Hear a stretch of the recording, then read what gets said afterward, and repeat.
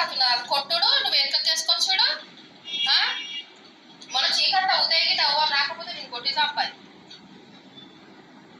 అందరికి ఏం చెప్తుంది నన్ను అక్క కొట్టినా ఇక్కడ చెప్తుంది, వేరే చుట్టాలనేమో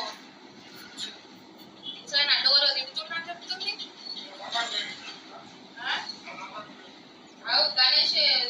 గణేష్ అంటే ఇంట్లో పోయి పొలం వచ్చిందని చెప్తుంది.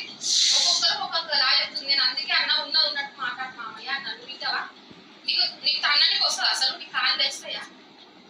నువ్వు అన్న తన్నుడు తనినమాట. అది ఎప్పటి నుంచో కొడుతుంది, ఒకరికి రెండు చెప్తుంది, కొడుతుంది, ఒకరికి రెండు చెప్తుంది.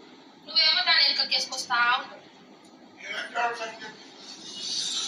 తీసుకురావాలా ఇప్పుడు? తీసుకురామాట చెప్తుంది. నువ్వు ఇది తప్పులేస్తుంది కదా నువ్వు ఆడే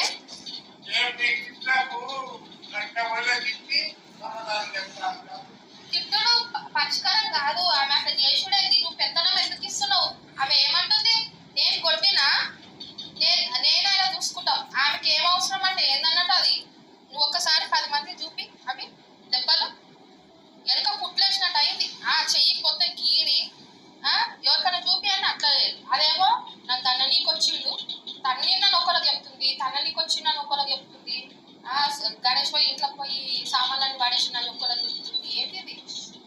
నువ్వు ఒత్తివి ఆమె నేను చూసుకుంటాం. నీకు అవసరం లేదంటే ఏందన్నట్టు.